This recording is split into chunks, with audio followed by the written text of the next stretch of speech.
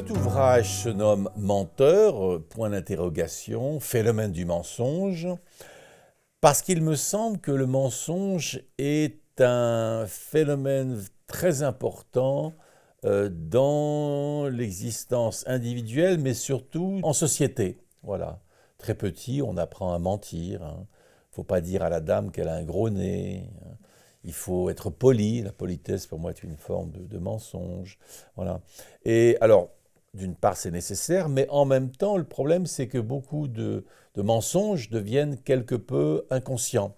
Et c'est là que ça peut poser problème, parce qu'on va même se mentir à soi-même, ce qui pour moi est le principal problème. C'est l'auto-mensonge, on va dire.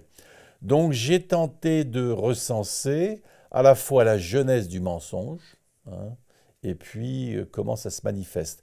Alors, pour être un peu rapide, on veut se défendre, comme l'enfant qui dit «Est-ce que tu as fait tes devoirs?» Oui, je les ai faits parce qu'il ne veut pas être puni. D'autres, c'est par désir. Quand on veut quelque chose, on va mentir pour obtenir ce qu'on veut. D'autres, c'est par complaisance. On veut être gentil avec soi-même ou avec le voisin. On va dire «Mais oui, c'est très bien ce que tu as fait», alors que ce n'est pas bien du tout. Ensuite, il y a l'éducation. Voilà. D'autres, c'est parce qu'ils veulent être gentils. La gentillesse est une grande source de mensonges. La peur de la réalité. Voilà. Ou bien pour se rassurer. Donc ça, c'est un peu les raisons pour lesquelles on ment. Ensuite, j'ai fait une liste de manifestations du mensonge, voilà. Certains, c'est le chaos, c'est tellement chaotique dans leur esprit qu'ils mentent sans même s'en rendre compte.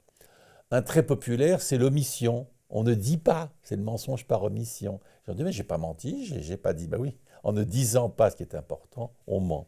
Voilà, donc j'ai identifié une 21 manifestations diverses du mensonge.